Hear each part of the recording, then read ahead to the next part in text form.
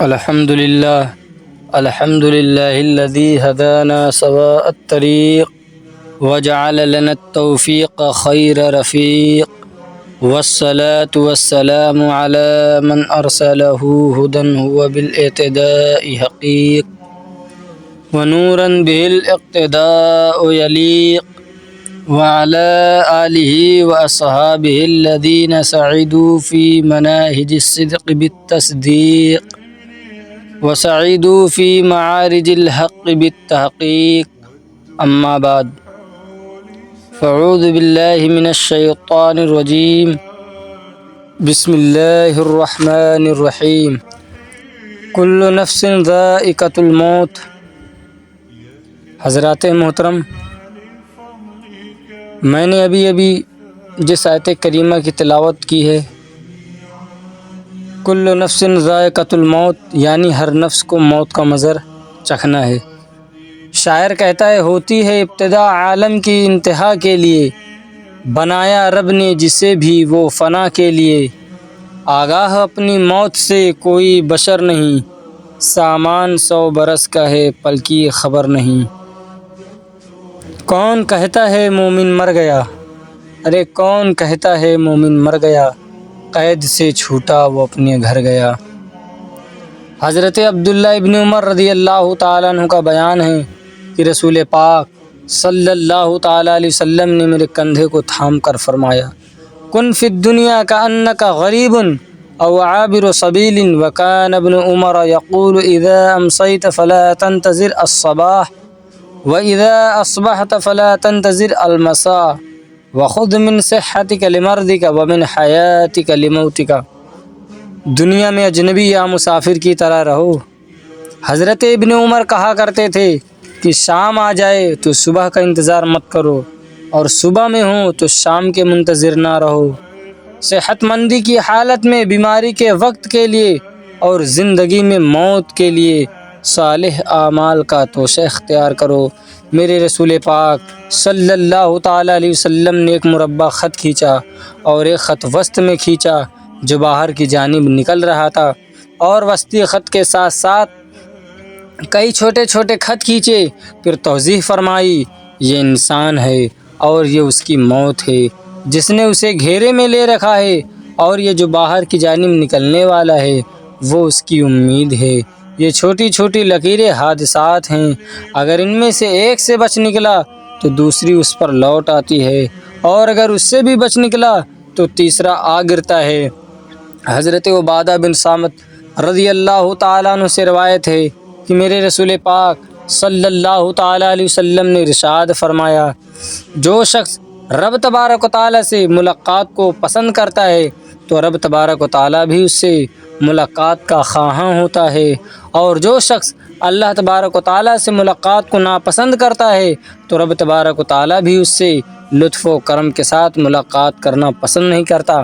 اس پر حضرت عائشہ یا امہات المؤمنین میں سے کسی نے آپ کی خدمت میں عرض کیا کہ ہم سبھی موت کو اچھا نہیں سمجھتے، تو آپ نے فرمایا، نہیں، ایسا نہیں ہے، بلکہ جب بندے مومن کو موت آتی ہے تو اسے اللہ تبارک و تعالیٰ کی رضا اور اس بندے کی عزت و توقیر کی جاتی ہے، تو بندے کے لیے اس خوشخبری سے زیادہ اور کوئی چیز پسند نہیں ہوتی جو اس کو جلد ہی ملنے والی ہوتی ہے۔ بندہ رب تبارک و تعالیٰ سے شرف ملاقات کی خواہش کرتا ہے تو اللہ تبارک و تعالیٰ اس بندے سے ملاقات کو پسند فرماتا ہے، مگر جب کافر کو موت آتی ہے تو اسے اللہ کے عذاب اور جہنم کی عذاب کی خبر دی جاتی ہے، تو اس پر پیش آنے والی شے سے زیادہ قابل نفرت اس بندے کے لیے اور کوئی چیز نہیں ہوتی ہے۔ اسی بنا پر وہ اللہ تبارک و تعالیٰ سے ملاقات کرنا پسند نہیں کرتا، اور رب تبارک و تعالیٰ بھی اس کی ملاقات کو پسند نہیں فرماتا۔ میرے عزیزو، ذرا غور کرو، یہ دنیا کا ماحول ہے۔ آپ دیکھیں گے کہ لوگوں نے ہر چیز میں اختلاف کر لیا ہے، چاہے رب کے ماننے میں ہو یا معبود بنانے میں ہو، یا کسی کو اپنا موجود حقیقی تسلیم کرنے میں ہو، ہر جگہ اختلاف ہی اختلاف ہے۔ اللہ کی توحید میں اختلاف ہوا، رب کی ربوبیت میں اختلاف ہوا، نبی کی نبوت میں اختلاف ہوا، رسول کی رسالت میں اختلاف ہوا، ولی کی ولایت میں اختلاف ہوا۔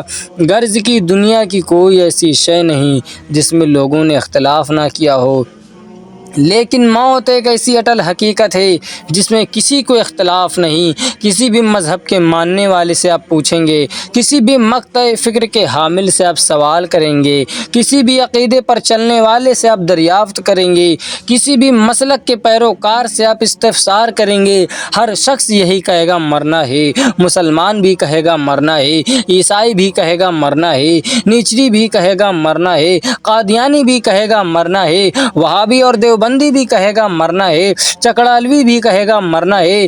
مطلب یہ ہے کہ موت سے کسی کو اختلاف نہیں۔ موت وہ پل ہے جس سے ہر ایک کو گزرنا ہے، موت ایک پیالہ ہے جسے ہر ایک کو پینا ہے، موت ایک جام ہے جسے ہر ایک کو منہ سے لگانا ہے، موت ایک دروازہ ہے، دروازہ جس سے ہر ایک کو داخل ہونا ہے۔ موت سے کسی کو کوئی اختلاف نہیں، موت کے بارے میں کوئی جھگڑا نہیں، بلکہ ہر کوئی کہتا ہوا نظر آتا ہے موت سے کس کو رستگاری ہے، ارے موت سے کس کو رستگاری ہے، آج ہماری تو کل تمہاری باری ہے۔ حضرات محترم، موت ہوتی کیا ہے؟ میرے عزیز، جتنی جلدی ہم موت کا لفظ بول دیتے ہیں اتنی جلدی موت آتی نہیں۔ غور کرنا، سرکار علیہ الصلوۃ والسلام نے ارشاد فرمایا، ایک طرف تلوار کی 100 ضربیں ہوں اور ایک طرف موت کا جھٹکا ہو تو موت کا جھٹکا تلوار کی ضرب پر بھاری ہو جائے گا۔ موت کہتے کس کو ہیں؟ حرکت قلب کے بند ہو جانے کا نام موت ہے، سانس کے رک جانے کا نام موت ہے، روح اور جسم کے تعلق کے ختم ہو جانے کا نام موت ہے۔ کبھی آپ نے غور کیا، ایک انسان زمین پر لیٹا ہوا ہے، اپنے مکان کی 4 دیواری میں ہے، ارے وہ مکان جسے اس نے بڑا مضبوط بنایا تھا، وہ مکان جس کو اس نے بڑی محنت سے بنایا تھا، مگر جیسے ہی اس کی آخری سانسیں چلنے والی ہوتی ہے، اس کا اپنا بیٹا مکان سے باہر نکال کر برآمدے میں لٹا دیتا ہے اور اس کے مرنے سے پہلے خبر پہنچا دی جاتی ہے۔ خبر پہنچانے والا کوئی غیر نہیں ہوتا، اپنا ہی بیٹا ہوتا ہے۔ ماں چلی آؤ، ابا بچنے والے نہیں ہے، خالہ چلی آؤ، ابا آخری سانس لے رہے ہیں، پھوپھی آ جاؤ، ابا آخری سانس گن رہے ہیں۔ ابھی روح موجود ہے لیکن موت کی خبر دی جا رہی ہے، ابھی زندگی موجود ہے مگر موت کے بارے میں خبردار کیا جا رہا ہے۔ حالت یہ ہے کہ مکان سے باہر کر دیا گیا ہے، برآمدے میں لٹا دیا گیا ہے۔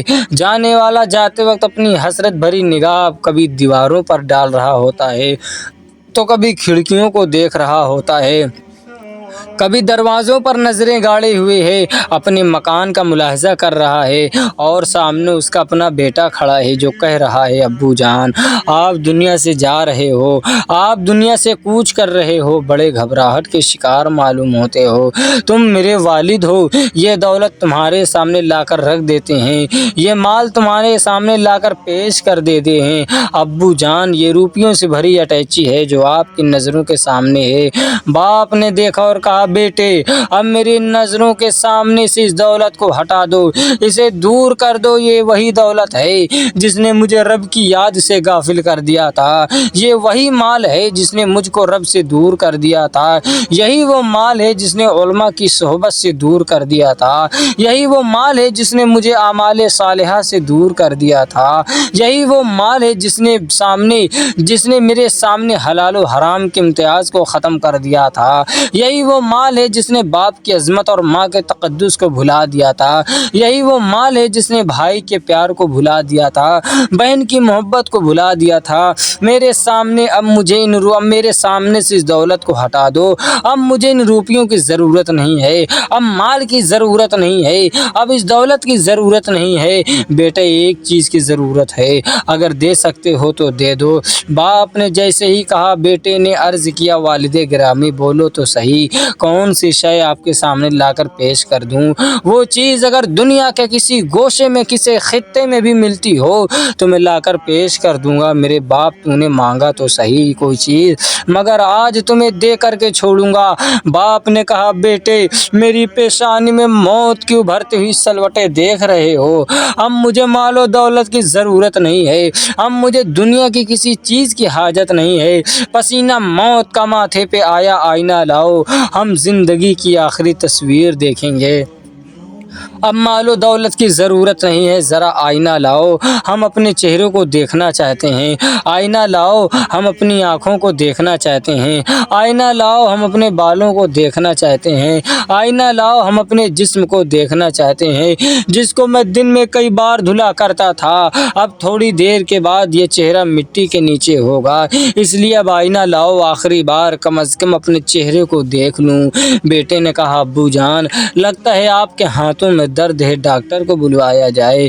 पैर में दर्द है, डॉक्टर को तलब कर लिया जाए। सर में दर्द है, किसी हकीम को बुलवा लिया जाए। बाप ने बेटे के हमदर्द भरे कलमात सुना तो कहा, मेरे बेटे क्या पूछते हो हमदम इस दर्द नातवा की। रग रग में नेशे गमे कहिए कहाँ कहाँ की। पूरा जिस्म दर्द कर रहा है, पूरा बदन दर्द से टूट रहा है। किस किस दर्द के लिए तुम डॉक्टर लाओगे। मैं चंद घंटों का मेहमान हूँ, दुनिया से जाने वाला हूँ। इतने में उसने नज़र उठाकर देखा, बेटा भी नज़र आ रहा है, बीवी भी नज़र आ रही है, भाई भी नज़र आ रहा है, बहन भी नज़र आ रही है, रिश्तेदार भी नज़र आ रहे हैं। मगर जैसे ही रूह निकलती है फ़ौरन बेटा मुँह को बंद कर देता है, चेहरे को बांध देता है और अगरबत्ती सुलगा कर सब अपना रास्ता देखने लगते हैं। ऐ इंसान, तेरी मोहब्बत का ये अंजाम कि जिसके लिए तुमने पूरी ज़िंदगी गवाई, उसकी मोहब्बत देख। जैसे ही तेरी रूह निकली है, तेरे खुले हुए चेहरे को बंद कर दिया गया, वहाँ से अलग हो गए सारे तेरे अजीज। अगरबत्ती जला दिया गया है ताकि तेरी बदबू ना आने पाए।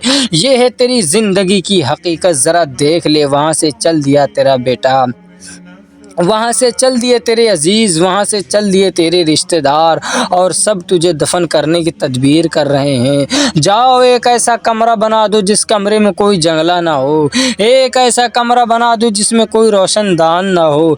एक ऐसा कमरा बना दो जिसमें कोई खिड़की ना हो। एक ऐसा कमरा बना दो जिसमें कोई लाइट ना हो। एक ऐसा कमरा बना दो जिसमें रोशनी का नामो निशान ना हो। और देखो, बहुत ज़्यादा चौड़ा ना कर देना, बहुत ज़्यादा लंबा ना कर देना, नाप कर कद के बराबर करना। मेरे अजीज़, ज़रा गौर करो, बल्कि हर इंसान अपने आप में ये गौर करने की कोशिश करे कि रोज़ाना हम अपने मकान में सोते हैं, लेकिन अगर एक रात चिराग को बुझा दिया जाए, बल्ब ऑफ कर दिया जाए और लंबे चौड़े मकान में अकेले छोड़ दिया जाए, फिर भी हम घबरा जाते हैं, मुज़तरिब और बेचैन हो जाते हैं। जबकि ये घर अपना घर है, जहाँ चाहें जा सकते हैं, इसमें दौड़ भी सकते हैं, मगर हम अपने घर में ही घबरा जाते हैं, बेचैन हो जाते हैं। अरे इंसान, तू अपने घर में घबरा रहा है, काश तू अपनी कब्र को याद कर लेता। यहाँ तो लंबा चौड़ा मकान है, जबकि वहाँ का हाल ये है कि लंबाई चौड़ाई कद के बराबर रखी गई है। यहाँ तो तुमको दौड़ने की जगह मिल रही है, मगर वहाँ तुमको सिमट कर रहना होगा। अरे इंसान, तुमने कभी गौर किया, आज हमारा भाई अक्सर व बेशतर कभी अपने भाई को लेकर दफन करने जा रहा है, तो कभी अपने बेटे को लेकर जा रहा है, कभी अपने बाप को लेकर जा रहा है, तो कभी अपने अजीज और दिगर रिश्तेदार को लेकर जा रहे हैं। मगर जानते हो, हर जाने वाला जाता है हमारे कंधे पर, मगर ये ऐलान करते हुए जाता है कि ये इंसान, तू कभी गाफिल ना हो जाना, तू कभी बेखबर ना हो जाना, कभी मौत को ना भूलना। इसलिए कि जिस तरह तुम मुझे लेकर जा रहे हो, कल तुम्हें भी ऐसे ही लेकर जाया जाएगा। कल तुम्हें भी कब्रिस्तान पहुंचा दिया जाएगा, तुम्हें भी ऐसे ही सुपुर्दे खाक कर दिया जाएगा। कभी तो कातई शिरको बिदअत, मुजद्दिदे दीनो मिल्लत, हक्कानियत की जान, हम सुन्नियों की पहचान, इमाम आला हजरत फाजिल बरेलवी अलैहि रहमत व रिजवान फरमाते हैं, वसवे लाल अजार फिरते हैं, तेरे दिन ए बहार फिरते हैं, हाय गाफिल वो क्या जगह जहाँ पाँच जाते हैं चार फिरते हैं। है मेरे अजीज़, तो गाफिल क्यों हो गया? हम रोज़ाना अपने रिश्तेदार को दफन करने के लिए जाते हैं, کبھی آپ نے غور کیا موت نے نہ تو کسی کا بچپنا دیکھا ہے نہ کسی کی جوانی دیکھی ہے، موت نے نہ تو کسی کا بڑھاپا دیکھا ہے۔ آپ نے اپنے انہی ہاتھوں سے کتنے جوانوں کو سپرد خاک کیا ہوگا، انہی ہاتھوں سے کتنے بوڑھوں کو سپرد خاک کیا ہوگا، انہی ہاتھوں سے کتنے بچوں کو دفن کیا ہوگا، مگر آپ کے دل میں کبھی موت کا خیال آیا؟ کبھی قبر جیسی اندھیری کوٹری نظر آئی؟ ہمارے احباب بیٹھے ہوئے ہیں، ہم ان سے پوچھتے ہیں حضرت عثمان غنی کو کون نہیں جانتا؟ یہ سرکار کیسے عظیم الشان صحابی اور ایسے غلام ہیں کہ حضرت آدم علیہ السلام سے لے کر حضرت عیسیٰ علیہ السلام تک کی امتوں میں سے کوئی بھی امتی حضرت عثمان غنی کی طرح نہ ہو سکا۔ یہ وہ شخصیت ہیں جن کے نکاح میں نبی کی 2 بیٹیاں آئیں، وہ عثمان غنی جن کے بارے میں سرکار مصطفیٰ کریم صلی اللہ تعالیٰ علیہ وسلم نے ارشاد فرمایا عثمان جنتی ہیں، عثمان نے جنت کو خرید لیا ہے۔ میرے آقا جن کے بارے میں کہیں کہ عثمان جنتی ہے، وہ عثمان غنی جب قبرستان سے جاتے تھے گزرتے تھے تو قبرستان سے گزرتے ہوئے قبروں کو دیکھتے تو اتنا روتے کہ آپ کی داڑھی مبارک تر ہو جاتی تھی، کرتے کا دامن بھیگ جاتا تھا۔ دیکھنے والوں نے پوچھا اے عثمان غنی، اے ذو النورین، اے رسول اللہ کے صحابی، آپ خدا کے خوف کا ذکر کرتے ہیں تو اتنا نہیں روتے، آپ جہنم کا ذکر کرتے ہیں تو اتنا نہیں روتے، میزان کا ذکر کرتے ہیں تو آپ اتنا نہیں روتے، آپ پل صراط کا ذکر کرتے ہیں تو اتنا نہیں روتے، خوف خدا کا ذکر کرتے ہیں تو آپ اتنا نہیں روتے، مگر قبر کو دیکھ کر آپ کیوں اتنا روتے ہیں؟ حضرت عثمان غنی رضی اللہ تعالیٰ عنہ نے ارشاد فرمایا اے لوگو، پل صراط پر عثمان غنی اکیلے نہیں رہے گا، عثمان کے احباب بھی ہوں گے، عثمان کے دوست بھی رہیں گے، میزان پر عثمان اکیلے نہیں رہے گا بلکہ پوری امت نظر آئے گی۔ لیکن قبر ایک ایسی منزل ہے، ایک ایسی واحد جگہ ہے جہاں نہ باپ جا رہا ہوگا، نہ بیٹا جا رہا ہوگا، نہ بھائی جا رہا ہوگا، نہ رشتہ دار جا رہے ہوں گے، نہ دوست جا رہا ہوگا۔ قبر تنہائی کی جگہ ہے، تنہائی کی۔ حضرات محترم، یہ آخرت کی منزلوں میں سے پہلی منزل ہے۔ جو یہاں کامیاب ہو گیا وہ ہر جگہ کامیاب ہو گیا، اور جو یہاں ناکام ہو گیا اس کے لیے آگے کی منزلیں اور کٹھن ہے۔ میرے عزیز، حضرت عثمان غنی اس قدر رو رہے ہیں اور ہم ہیں کہ کبھی سوچا بھی نہیں کرتے وہاں کون سی لائٹ ہوگی، وہاں کون سی روشنی ہوگی، وہاں کون سا بلب ہوگا، وہاں کون سی مرکری ہوگی۔ اے نبی کے غلاموں، نبی کے سچے غلام بن جاؤ، تمہاری قبر منور ہو جائے گی، تمہاری قبر روشن ہو جائے گی۔ نبی کے غلاموں ذرا غور تو کرو، یہ ناچیز عرض کرنا چاہتا ہے کہ موت کیا چیز ہے۔ موت وہ ہے جو انسان کے روح اور جسم کے تعلق کو ختم کر دے۔ رب تبارک و تعالیٰ کی بارگاہ میں دعا ہے کہ ہم تمام مسلمانوں کو موت سے عبرت حاصل کرنے کی توفیق عطا فرمائے۔